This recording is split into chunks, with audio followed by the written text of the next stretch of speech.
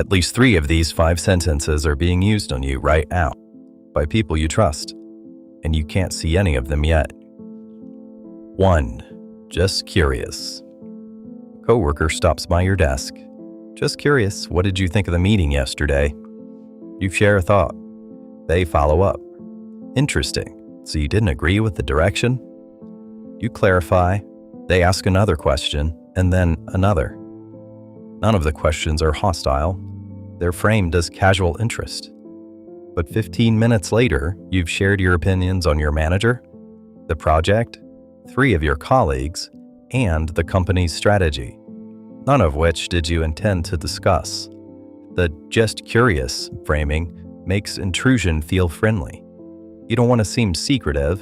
You don't want to make a small thing into a big thing, so you answer. And you answer, and then you answer again.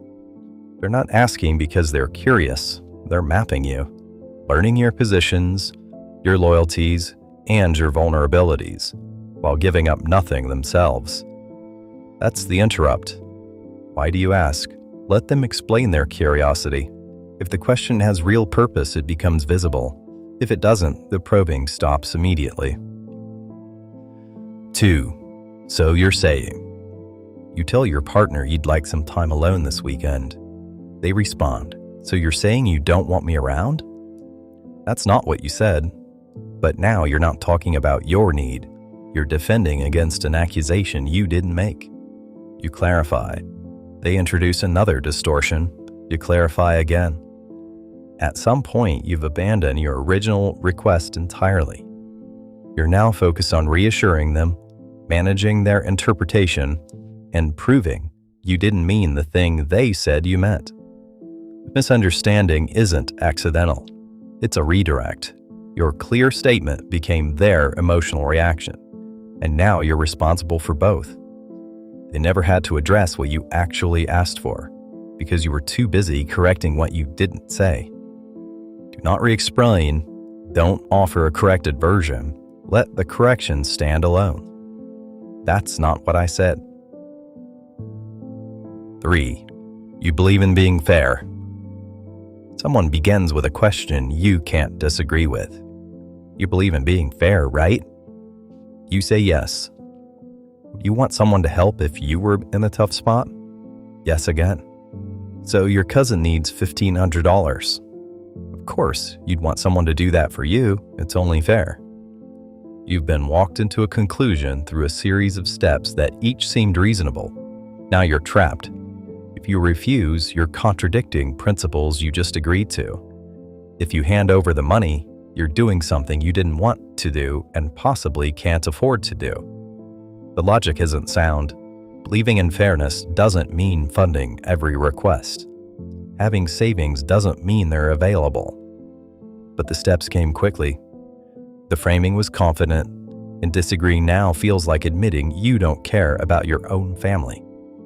That's why this one is so dangerous. It doesn't feel like pressure. It feels like math.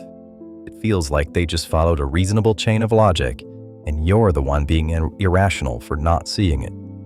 But the chain was built backward. They started with the conclusion. They want your money, and then constructed the argument to get there.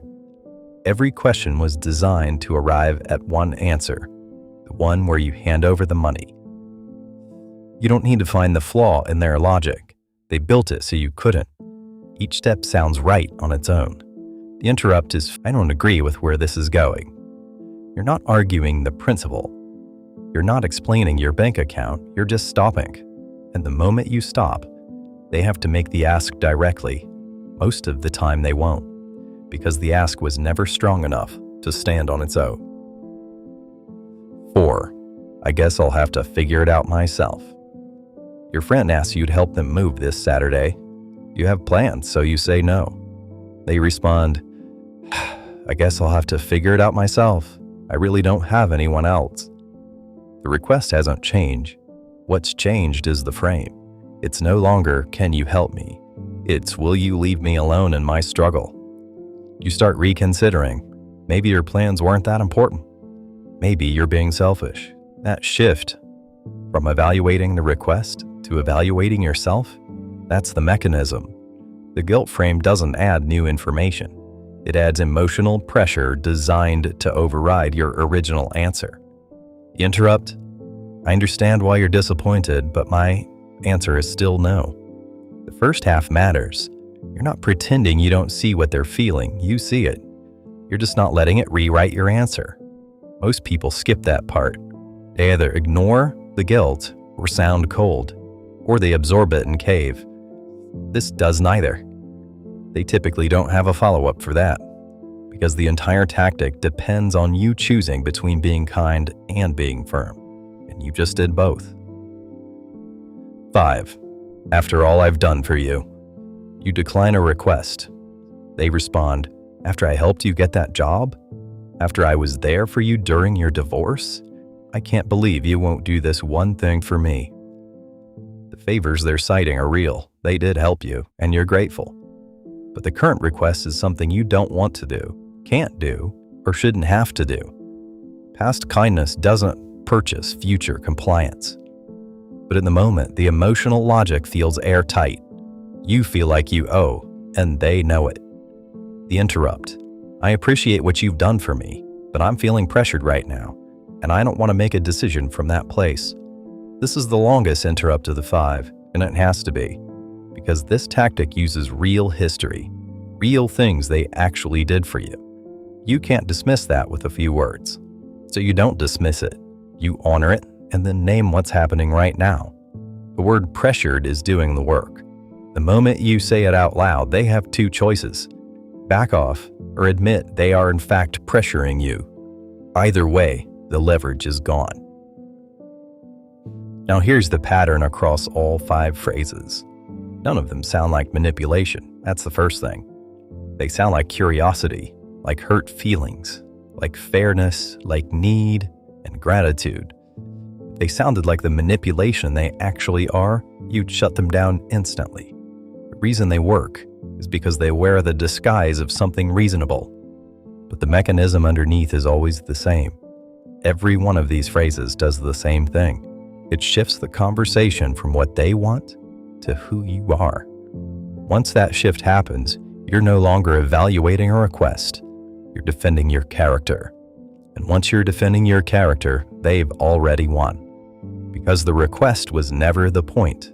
The point was to get you to stop thinking about what they asked and start thinking about what kind of person you are for saying no. That's the pattern. That's the trap. And it works on smart people even better than everyone else, because smart people want to be fair. They want to understand. The next time someone says one of these sentences to you, pause. Don't respond to the words. Respond to what the words are doing.